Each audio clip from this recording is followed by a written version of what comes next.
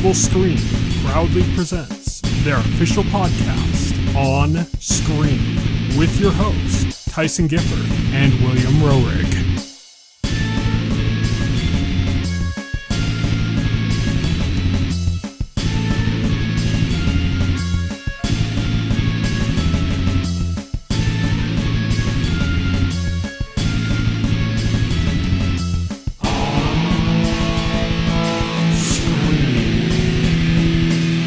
Hello, everybody, and welcome to On Screen, the official podcast of the Total Screen. My name is Tyson. My name is Will. And today we are going to be talking about a bunch of news stories because the upfronts happened, and there's also some other unrelated news stories that have come up as well. We're going to talk about a few things coming up on the horizon, all in one day.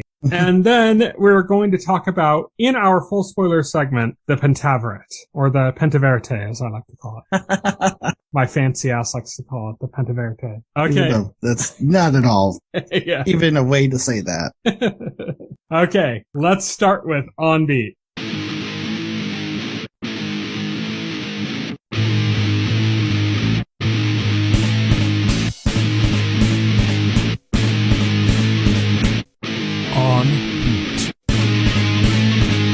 On Beat is, of course, our news segment, and we got a lot going in today, so let's just get rolling on it. David Tennant and Catherine Tate are set to reprise their roles in the Doctor Who 60th anniversary. So I think that's pretty big for Who fans, I guess. I don't watch Doctor Who, but I know, when the series returned, David Tennant was, the first new Doctor of the He was the second current. of the current. See, I know nothing. So I don't actually know anything. I do know that David Tennant is one of the most popular actors to portray the role, so. Yeah, he's one of the favorite Who's.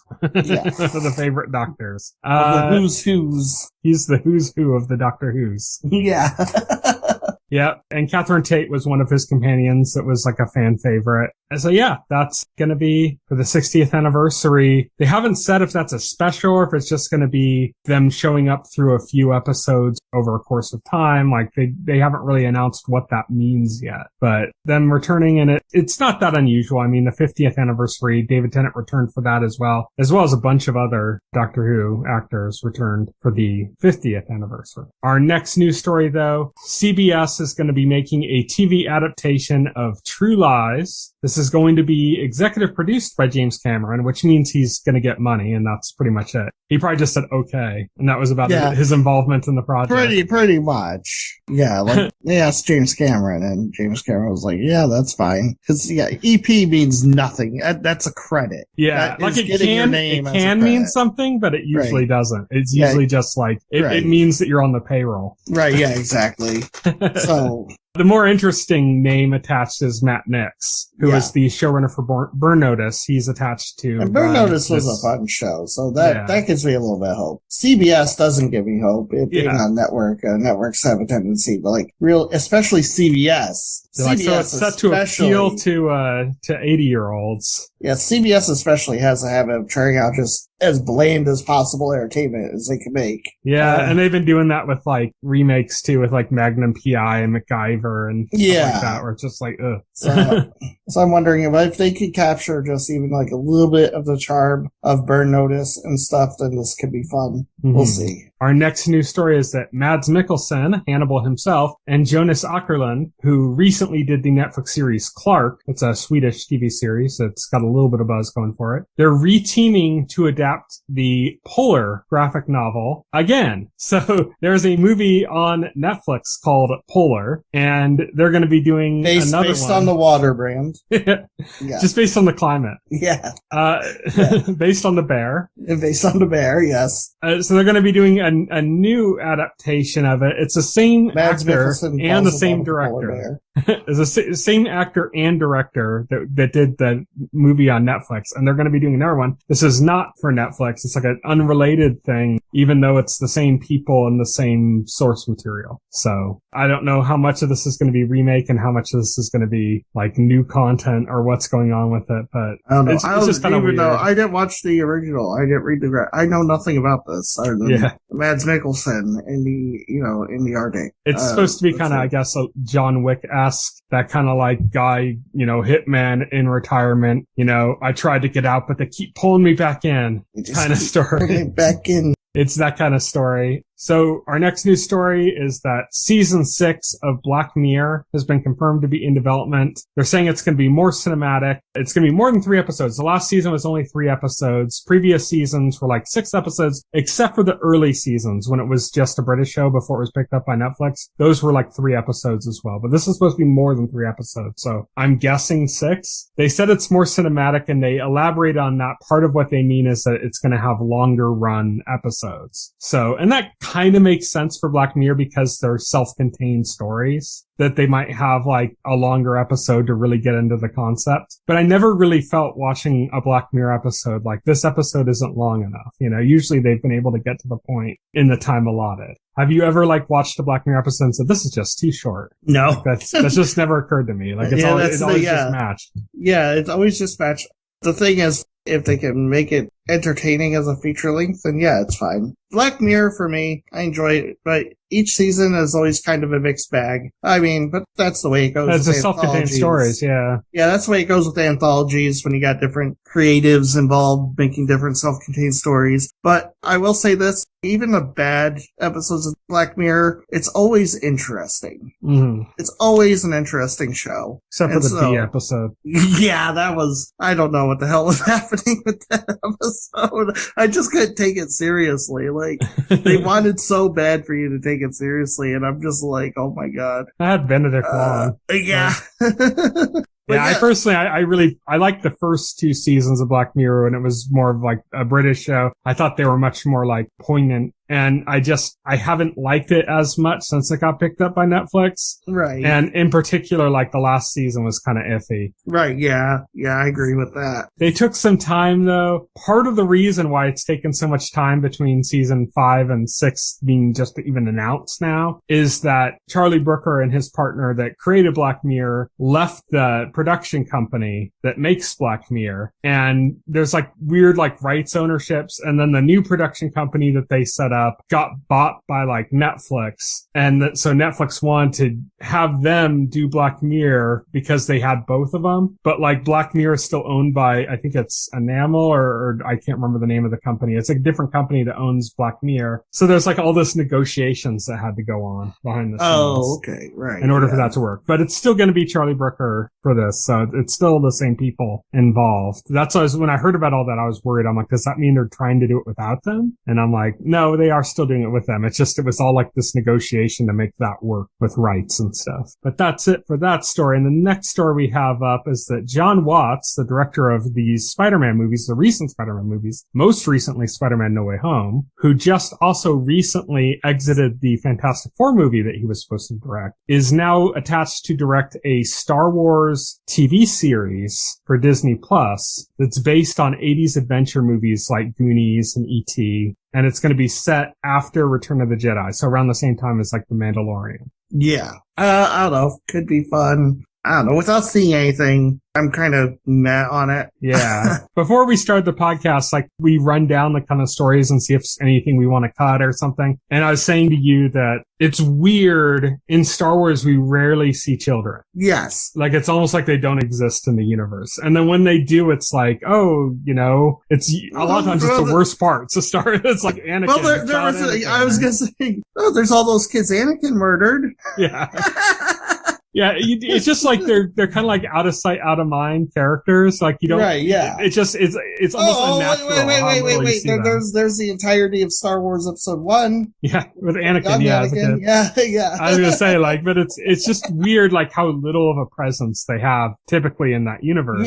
Yeah. But I'm a huge fan of like 80s adventure style movies. It's like one of my favorite things. There's a bit of coming of age in them. There's adventure. They usually have some kind of a genre lean to them, which I like, which of course Star Wars does by its very nature as well. But like the idea of that in the Star Wars universe, like that sounds good to me. But like honestly, it's not Star Wars that makes me interested in this. It's just the fact that it's like an 80s adventure style movie. That's the only part that's really interesting. The way it sounds to me, it sounds like Star Wars is like the set dressing. And I don't know, like that's what's got me kind of ambivalent. I mean, it's something I have to see. I have to see it conceptualized before I can form a better opinion of it. So you know what I would like even more? If it was reserving judgment until I see a trailer or something. You know what I would like even more? If it was an 80s adventure style movie set in the Marvel universe. Oh, yeah. Because that's just reality. So, Right, yeah, that's just reality, yeah. It's just reality with that, tinged with the additions of superheroes,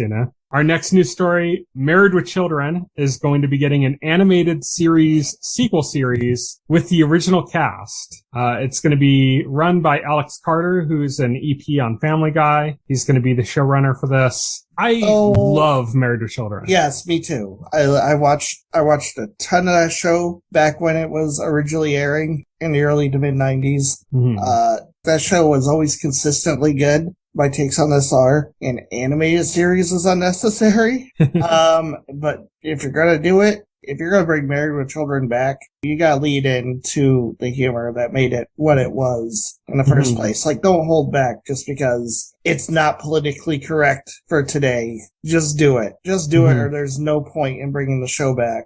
But the other thing is, like, it being animated and it being, like, from one of the producers of Family Guy, are they going to, like, Family Guy it up? Are they going to turn it into Family Guy? Like, that's what I'm wondering. And I mean, I was like, Peg, it reminds me of this one time that I went bowling with Mussolini. Yeah, are they going to do that? Like, that's what worries me. Married with Children isn't a grounded show. Like, I would not say that. It is like... It is pretty cartoony in its own right. In its own right, yeah. But it's like a very different... Like, it's different from Family Guy. Like, it's not as hyperactive as Family Guy. If, that seems like the right word.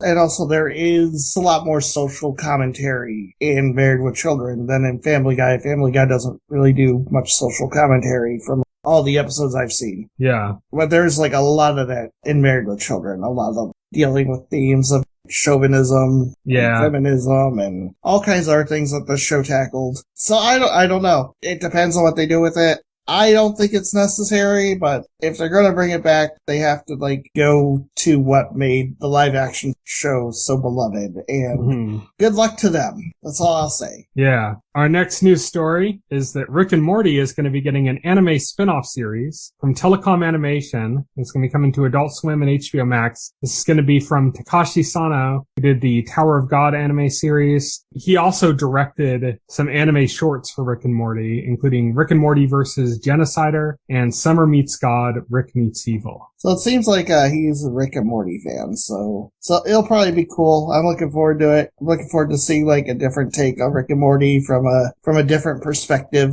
I always like that kind of thing, so we'll see. I haven't watched like a super loud Rick and Morty, but what I have watched, I have enjoyed. Very insane, zany show, but I love zany humor, so that stuff's right up my alley. Mm-hmm. That's why we'll want that in Married with Children. Yeah. I want Married with Children to be Married with Children if they're going to do it. Like, that's my thing. Our next news story is that Jason Woliner, who did the Borat subsequent movie film, not the original movie, but the sequel that was on Amazon, is going to be making a Borat-esque series for Peacock. And Seth Rogen and Evan Goldberg are going to be producing. Mm-hmm. Not too much to say. We don't really know too much about it. We don't know anything about it. I can't have an opinion. I mean, people are making a thing. It's like Borat. I need details to form an opinion here. Yeah, like what's the point they're going for and what character is going to be headlining it and who's going to be playing them, and those kind of things are important to that. Yeah. Our next news story, Bethesda has delayed Starfield and Redfall to the first half of 2023 because they want to get their asses kicked by Breath of the Wild 2. Yeah. This sucks because, of all my biggest anticipated games, there was Elden Ring, which did come out, but then there was Breath of the Wild 2 and Starfield. And now both of those games are 2023. It's funny to me because, they made a big deal, Bethesda did, Todd Howard did, last year at the Xbox conference, of the fact that Starfield's original release date in November was 10 years to the day of the release date of Skyrim. And they were kind of okay, yeah, that's a big deal. And now it's not going to be. Yeah. But I also find it funny, though, because... They saw what happened with Cyberpunk 2077. Yeah, they did. But I do find it a funny coincidence, though, because, now that Breath of the Wild and Starfield are, assumably early 2023 that also like mirrors what happened 10 years ago when Skyrim launched around like the same time as Skyward Sword launched in November. Skyrim Sword. Yeah, Skyrim Sword. Yes. Those two games like went head to head, so now it looks like Bethesda's long-awaited follow-up to game to Skyrim, like their next big game, is also going to go head-to-head with the next big Zelda game. And I just find that 10 years later, and I find that an interesting coincidence. Yeah. Other than that, I'm super looking forward to it. I'm hoping they show gameplay at Xbox next month. They should. There should be no reason why they wouldn't for the game coming that soon. Redfall, I don't really care that much about. That looked like Left 4 Dead with vampires. But Starfield's like the big one for me. All right. Our next news story, Alan Wake Remastered is going to be coming to the Switch, but locally. It's not going to be a cloud version. So here's your chance to play Alan Wake, Tyson. I won't. haven't played it before. You won't. And there's also going to be an Alan Wake TV series coming to AMC, which I also probably won't watch. I can tell you're a huge Alan Wake fan. Yeah. Ecstatic about this news.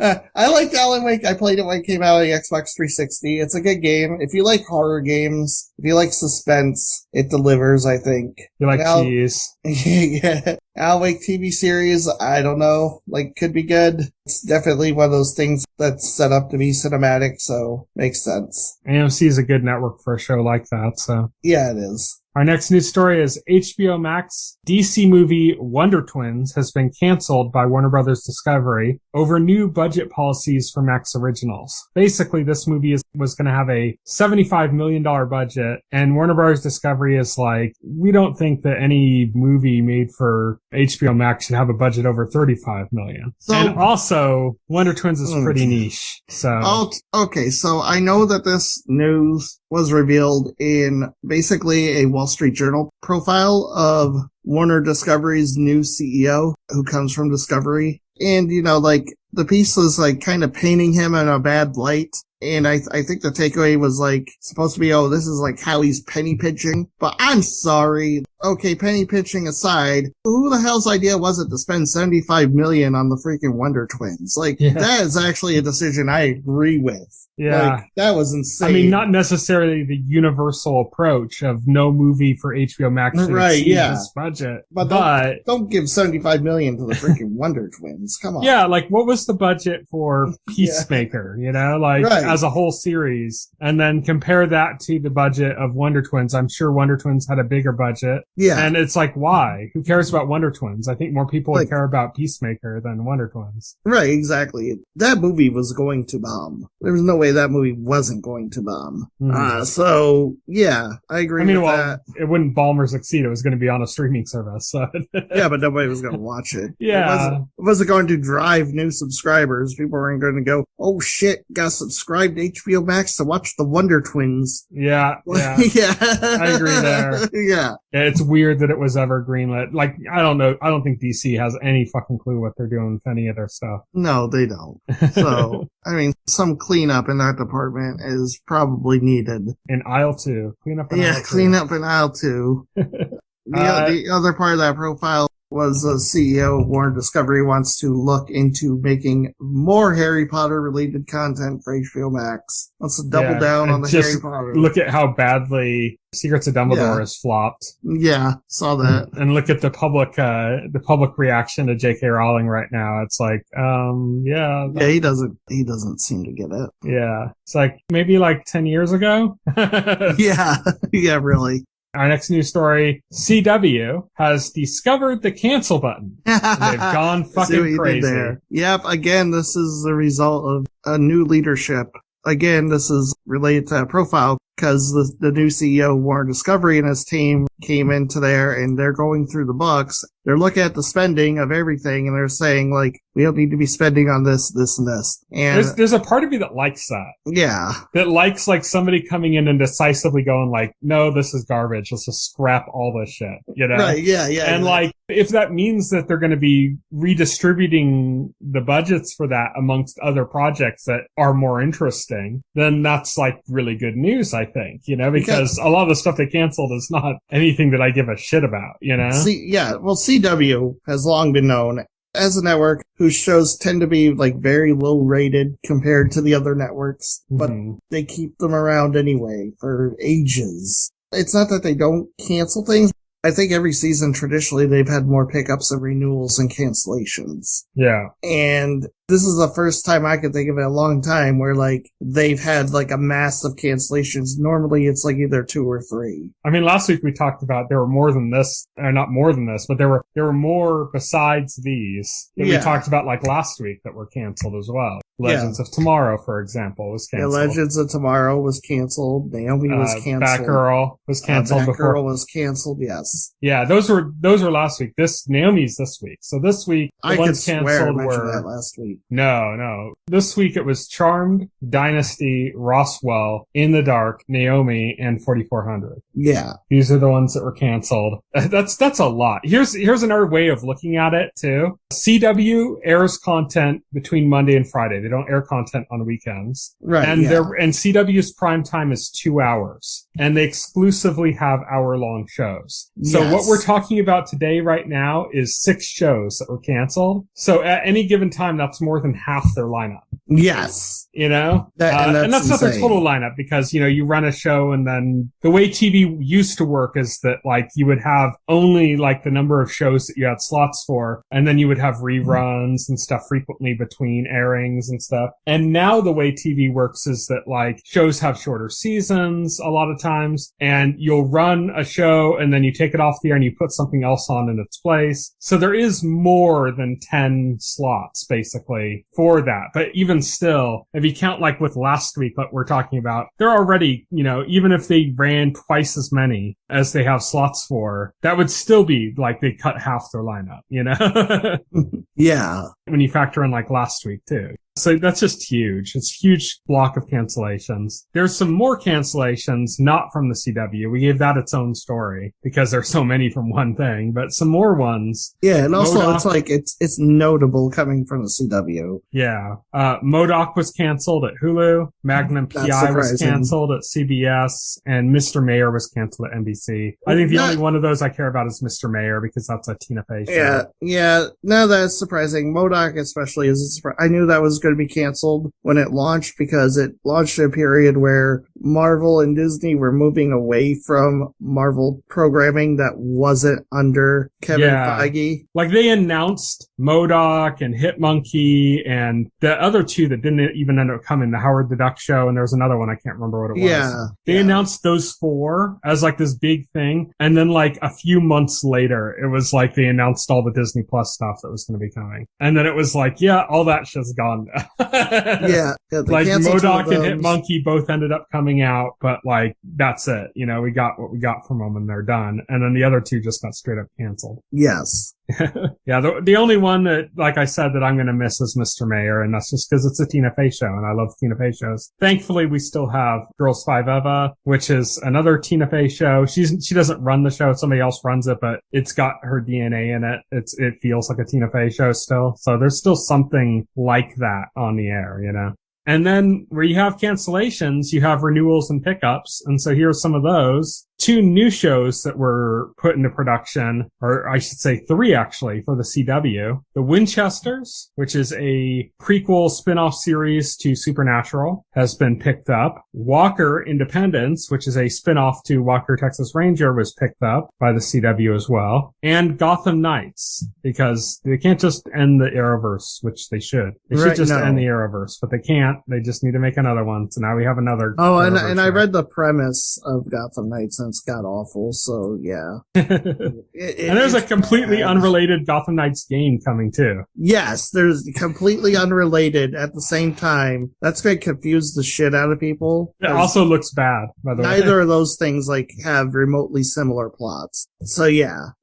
And then Upload was renewed at Amazon for a 3rd season. Amazon seems to be happy with it, so. Yep. Now we're going to move on to trailers and clips. So basically, a lot of trailers have come out. We've narrowed down the list considerably from what it was, but there's still a lot to talk about, as well as 2 clips, specifically from Stranger Things that we're also going to be talking about. But let's kick things off with Resident Evil, the Netflix series, which is coming on July 14th. What did you think as our resident Evil fan? The Resident Evil fan. Thanks, I hate it. I don't know, like, make Resident Evil, like, how hard is it? Like, make Chris Redfield, make Leon S. Kennedy, Jill Valentine, Claire Redfield. Yeah, they did that, and they weren't good. No, because the story was dog shit, and it was still centered around the fucking Mary Sue character that had nothing to do with the actual games. But they did another one, too. They did the CG one on Netflix, and that wasn't good either.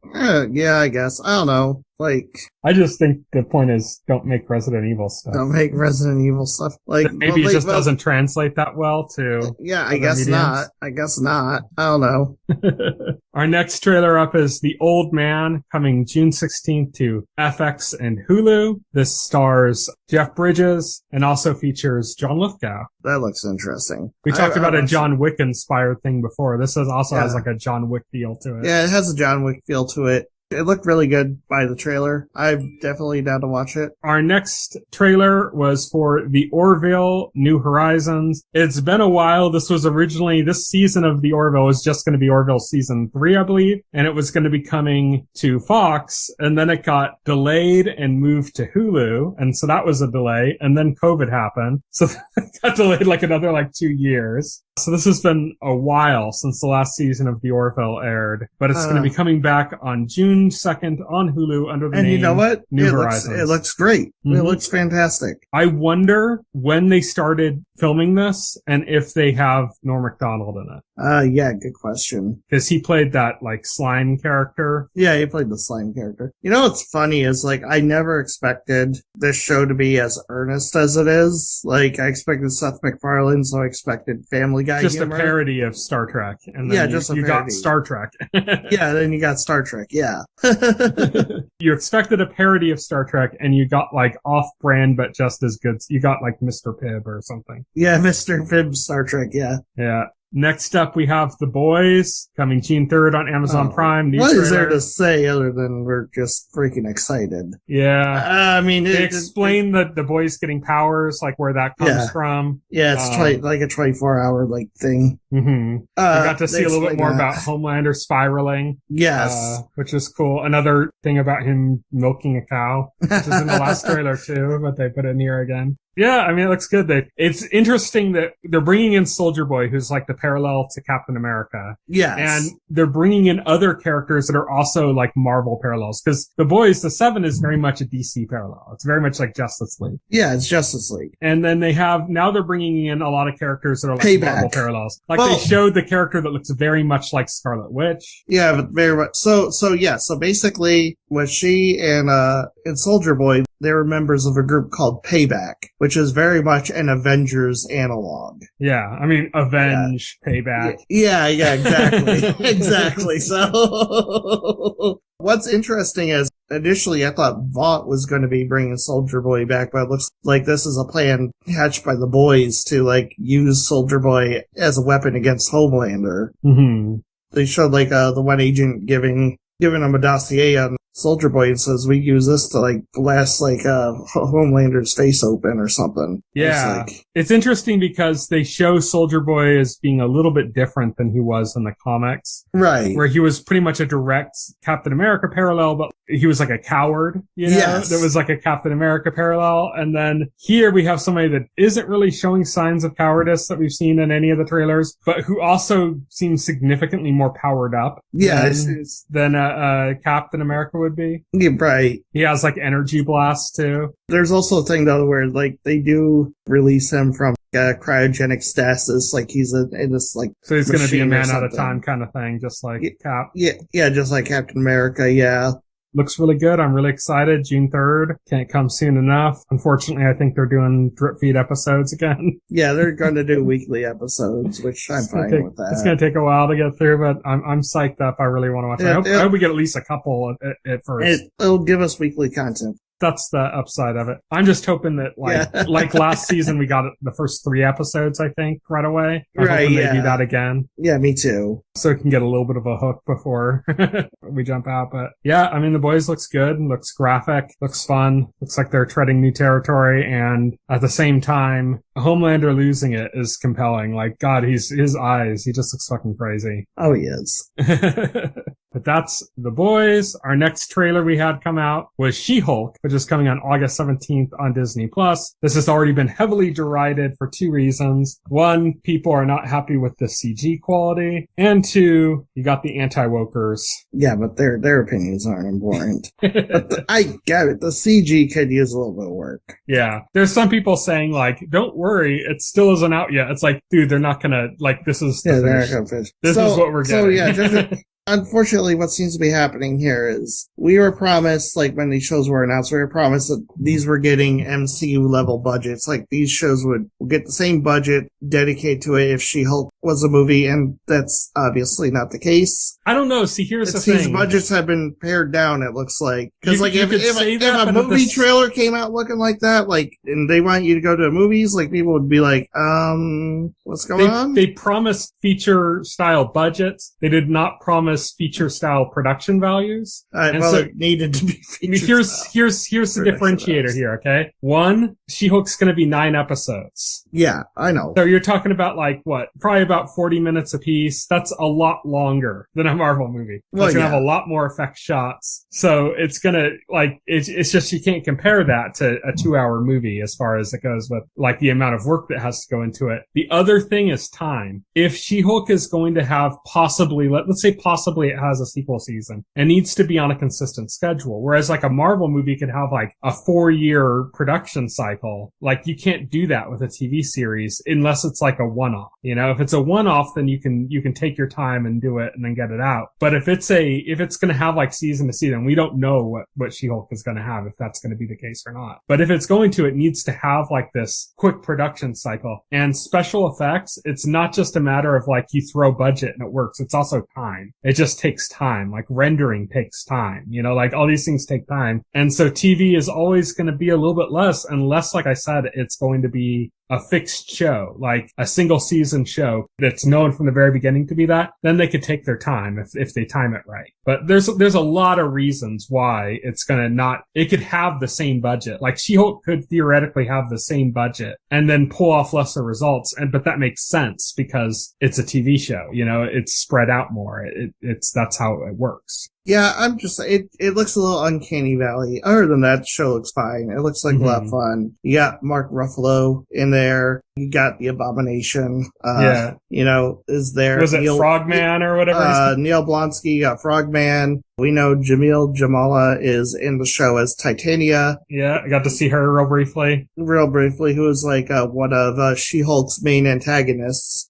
I think it looks fun. I think the CG looked a little iffy, fun. But the show looks fun. I forgot. And Wong is going to be in it. Or he's at least going to appear in an episode. There's also rumors that, it makes perfect sense that Matt Murdock might show up. Phase 4 is the phase of Wong.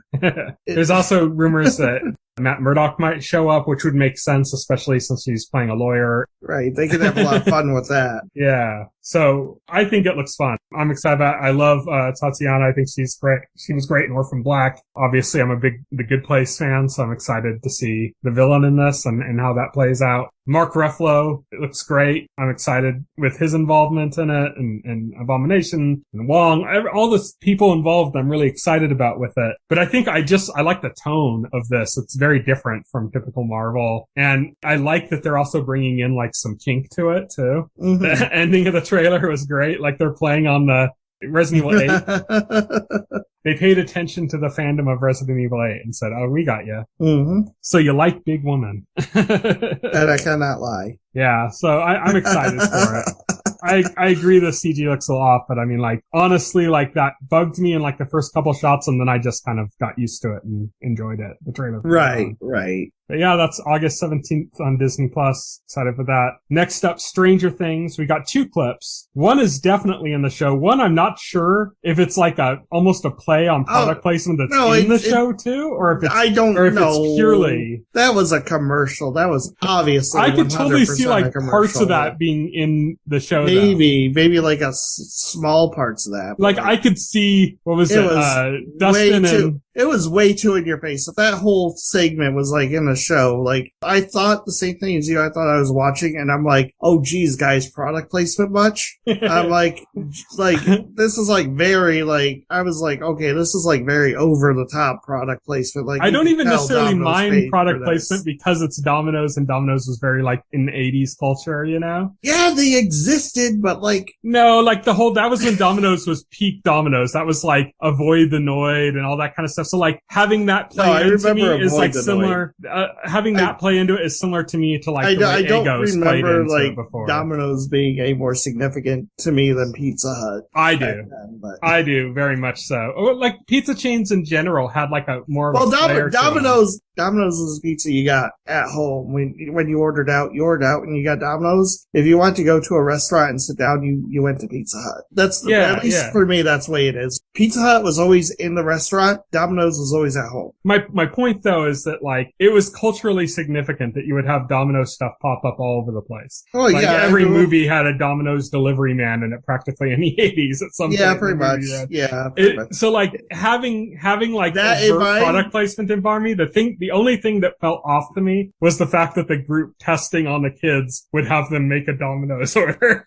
Yeah, that was the only thing that was like, okay, that's weird, you know? Yeah. It was a commercial. It's because Domino's has co-promotion with Stranger Things, and you can go to Domino's and you can get an 80s style Domino's box with Stranger Things like Easter eggs on the box. Mm-hmm. That's a thing you can do now. So if you're nostalgic for like what Domino's boxes looked like in the 80s, you can go and get one. Yeah. I think the one thing that makes me think that maybe this could actually have some footage in the show is that if you cut out the beginning part with the kid ordering the pizza and you just make it about Lucas and Dustin going to pick up a pizza in the scene, and there's like a little power outage scene, and then like there's a weird like, oh, there's an order that we didn't expect, and then Dustin going, maybe it was psychically powered, and Lucas going like, you're fucking crazy. I could see that being in the show, that whole part. Like not having the order really be from a psychic, but having like that conversation, like joking at like the experiences that they've gone through kind of, you know? Okay. And like playing that out, like I could totally see that being a scene in the show.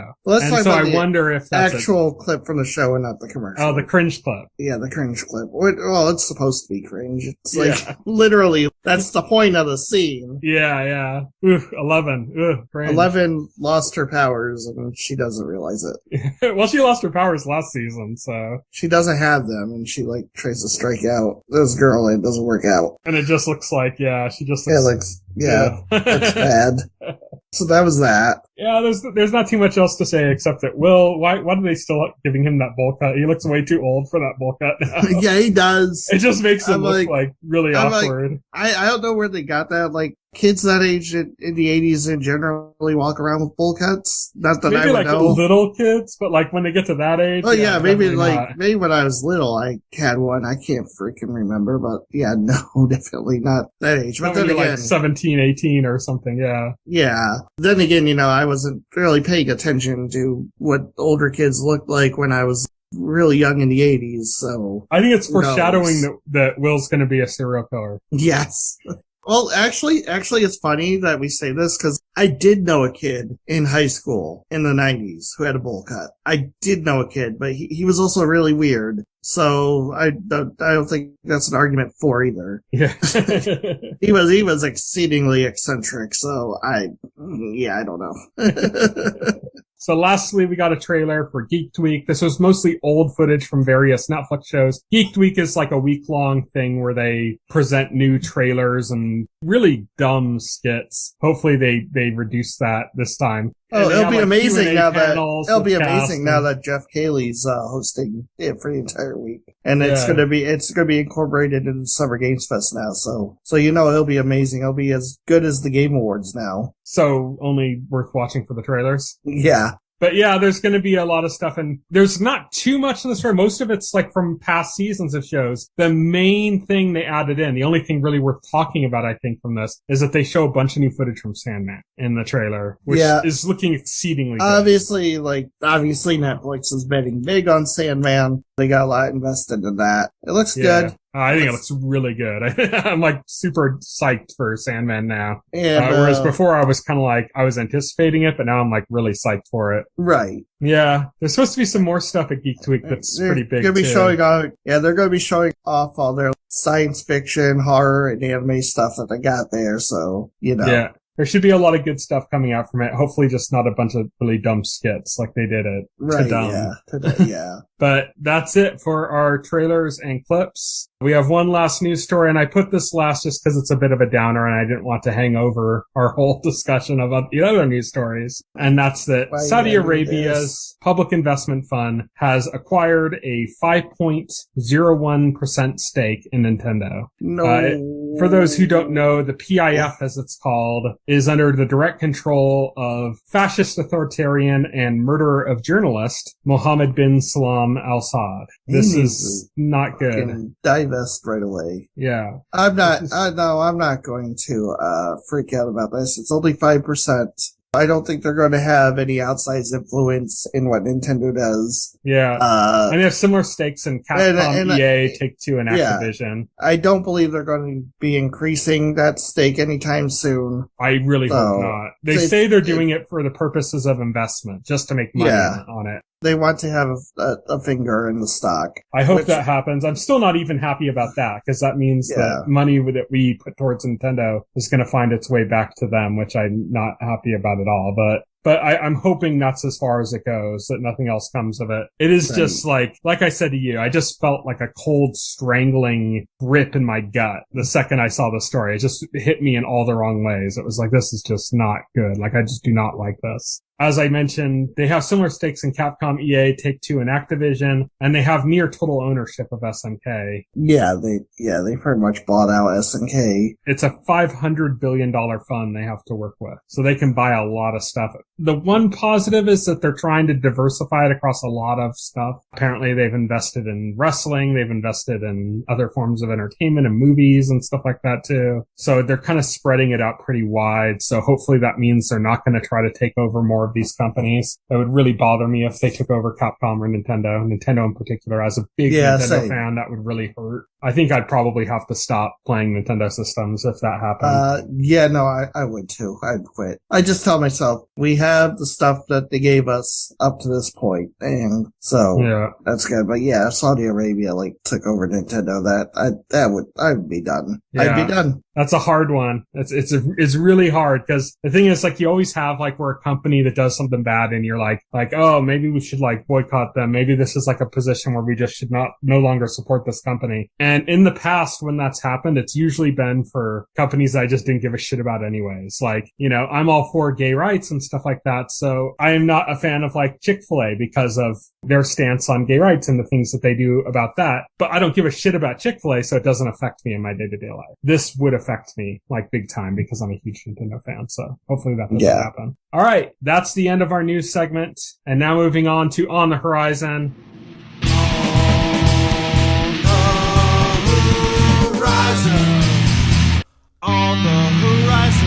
On the Horizon is where we talk about stuff coming up in the next couple of weeks. But all of the stuff we have coming up on the horizon is coming out on the same day, on Friday, May 27th. That starts with Obi-Wan Kenobi, comes to Disney+, Stranger Things on Netflix, Shoresy, which is a spin-off of the Letterkenny series, which I know a lot of people love, on Hulu, Top Gun Maverick in theaters, and the Bob's Burgers movie in theaters as well. That is a packed Friday. I mean, just Obi-Wan and Stranger Things coming out on the same day is huge. It's crazy, all that stuff coming out on the same day. Yeah, absolutely crazy. And that's it. It's all stuff for just that one day. That's it for On the Horizon. And that leaves us with our final segment, full spoilers.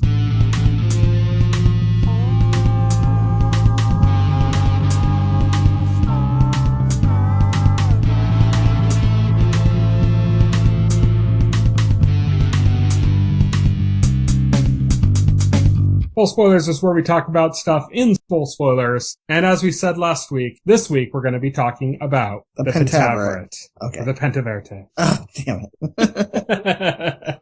This is the new Mike Myers series that basically feels like a really long Mike Myers movie. It feels like Austin Powers, kind of. Like, it just, in like all the good ways and the bad ways. Like, it almost feels out of time. You know what I mean? Like, it feels like this was like a lost series from the 90s, you know, that somehow we found. And it's like, oh shit, we just discovered this lost movie from the 90s. You say that, I say it more like this is obviously like Mike Myers doing the kind of comedy Mike Myers likes to do and just having a blast doing it. This is the same humor that he did in Austin Powers, that he did in like The Love Guru, only turned up to 11 because like it gets spicier than it did in those. Like, now that he's on Netflix, there's like a lot of meta humor too. A lot of penises. Like, a lot of penises. There's a lot of meta humor too that's like really funny. I found the show to be like very funny overall.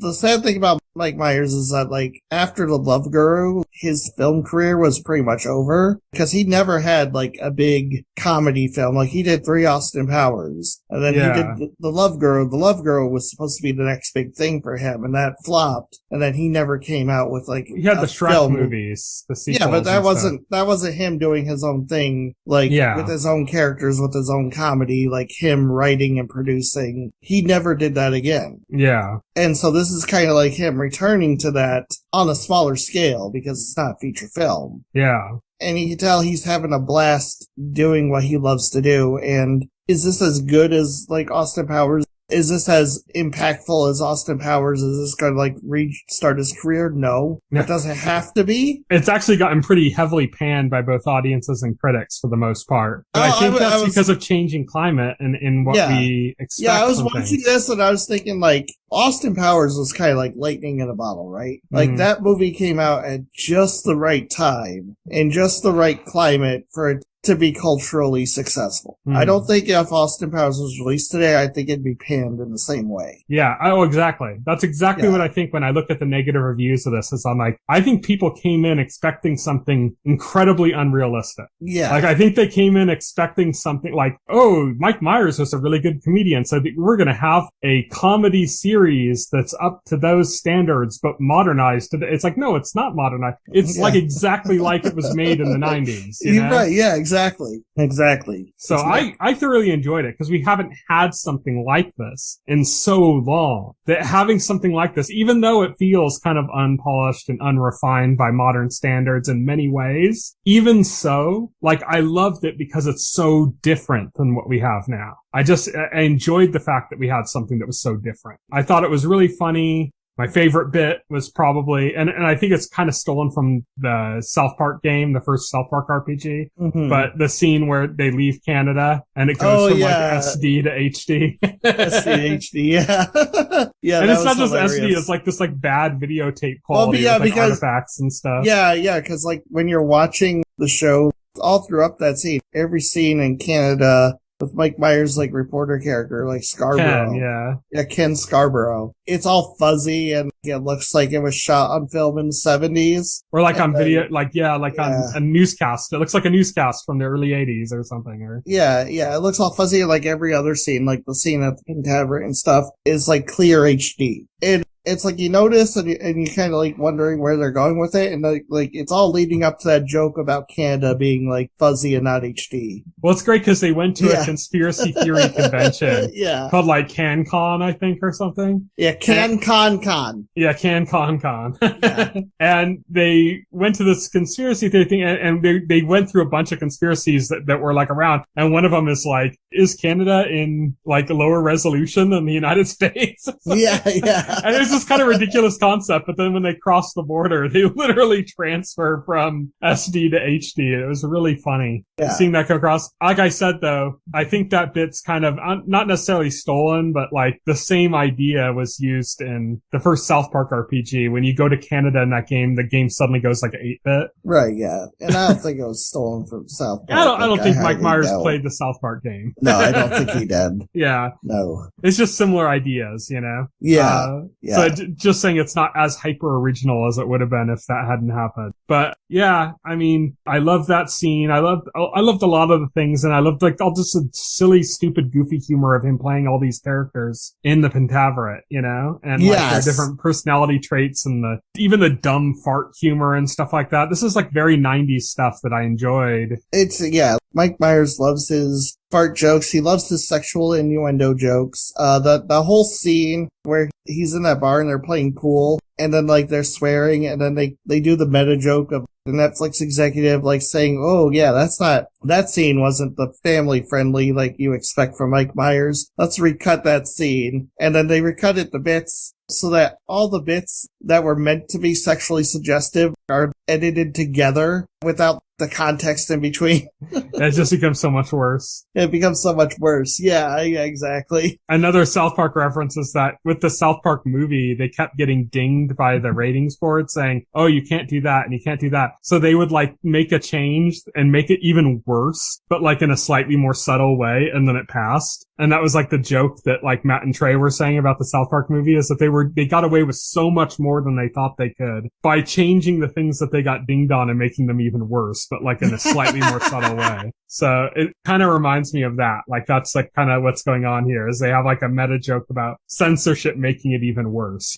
They do that twice, I think, right? They do the meta joke with Netflix twice. They did that time. And then they also did it in the time where he went into like an orgy room or something. It was clothing not allowed. And there were just dicks fucking everywhere. And it was supposed to be like some machine that automatically censored the dicks and it just failed miserably. Like it got overloaded. Yeah. That one didn't hit as well. The first one hit a lot better. Yeah, the first one hit a lot better because like the scene was literally set up for that edit to happen. And so that one didn't hit. So not to get like too far into like over explaining everything. Overall, I like the humor. I like the jokes. I know it's like juvenile humor. That's Mike Myers' thing. Watch Austin Powers. It's the same jokes. I get not jiving with that, but like I had fun with it because it looks like Mike Myers is generally having fun. One of the best jokes is when Shrek shows up and that's saves them. Yeah. Or Dubrovnik. Yeah. Again, like Mike Myers just like doing references to like other stuff he did. There's also a Key and Peele reference. Yeah. Because Key is in it. Yep. Keegan-Michael Key is in the show for like 2 episodes. And then they bring in Ken Jeong and he's freaking fantastic in this. He's kind of like his character in The Hangover, except without an accent. Yeah, except without an accent. And he's 100% insane. Without getting too much into it, I enjoyed the humor in this. I enjoyed the jokes. I thought narratively it was pretty weak. It didn't really need to be much stronger than what it was, though. It was the narrative's tool is just a tool to keep the something to place the jokes around, basically. Right? Yeah. It was basically a stage for the jokes. So narrative was hardly gripping or anything. I think the ending is the worst part about it. There wasn't like a satisfying like mystery. Like they set up like, oh, there's a mystery. Who's the murderer? Well, the murderer is the most obvious guy you could think of. It's literally the guy that hands the guy the drink that poisons him. Yeah. It's so obvious. Yeah, there's no mystery to it. Yeah, I think if you're looking for, if you're looking for mystery in it, like you're kind of looking at the wrong place. Like I said, the narrative. It's just a tool to get the jokes out. That's why I say, like, it narratively weak. So, like, there isn't, like, a gripping narrative to go along with the jokes. Yeah. Again. I think the worst part about the whole show is that the ending is they tried to focus in on the narrative on the ending. Yes. And that was, like, weak. It's like, no, well, just don't bother. Like, it doesn't matter. Like, you get your conclusion of the narrative, just throw some more jokes on and end. You don't have to, like, stick the narrative. That's not the point. Yeah. You know? Narrative hasn't been good this whole time, so. Yeah. Don't try to make it as if it was all about the narrative the whole time. Nobody cares about the narrative on this. Just give us a few more jokes and end it out. Right, yeah, exactly. So that was probably the weakest part of the whole series, is just that they tried to give the ending some kind of meaning and it just doesn't work. Because that's not what anybody Especially when they did things like they had like characters look straight at the audience and tell them it was a show. Definitely. I'm glad you seem to enjoy it, though.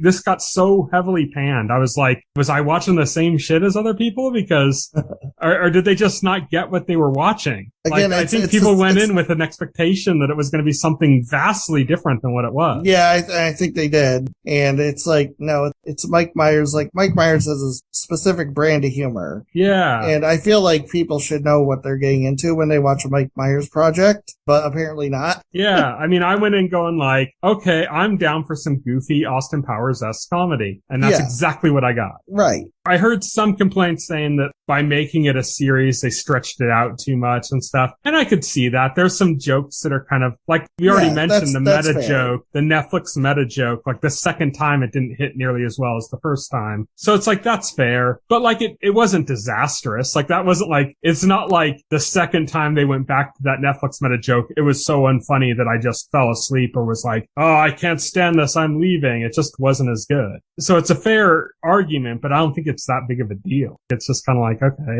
yeah, it would have been better if they trimmed it down a little bit, but it's not like it was horrible because they didn't. Right, yeah, exactly. But yeah, anything else to say about the Penta-Vera-tay?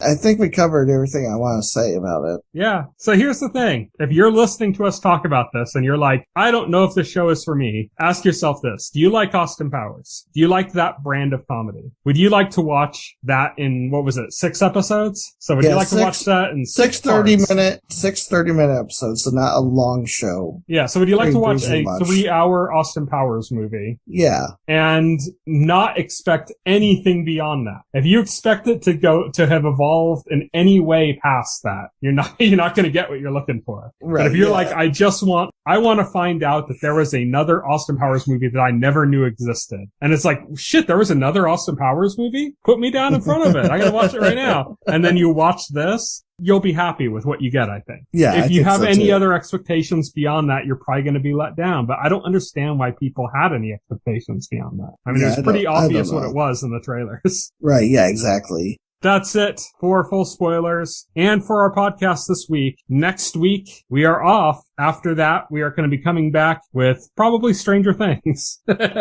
We'll see. Until then, you can reach me on Twitter. I'm at Tyson Gifford. Will is at Voxel Hero. You can check out our website, thetotalscreen.com. If you go to the container story for any of our podcasts, you can find all the relevant links to our social media platforms, the RSS feed for our podcast, everything like that you possibly need would be there. So that would be the place to look. Send us a comment, good, bad, or indifferent. We'd enjoy to hear back from you on anything that we've talked about or anything that we have coming up that we're going to be talking about, or any topics that you want to broach with us. You got anything you want to suggest for us? Bring that up. Got your opinions on the Pentaverate? Bring that up. If you think it should be called the Penta-Vera-tay, bring that up. Send us comments. Thank you, everybody, for listening. Good night. Good night. Thank you for listening to the OnScreen podcast, the official podcast of The Total Screen. Visit our website at thetotalscreen.com. This podcast can be found on any major podcast client, including Pocket Cast and Apple Podcast. The entire backlog of this podcast and other content can be found on our YouTube channel.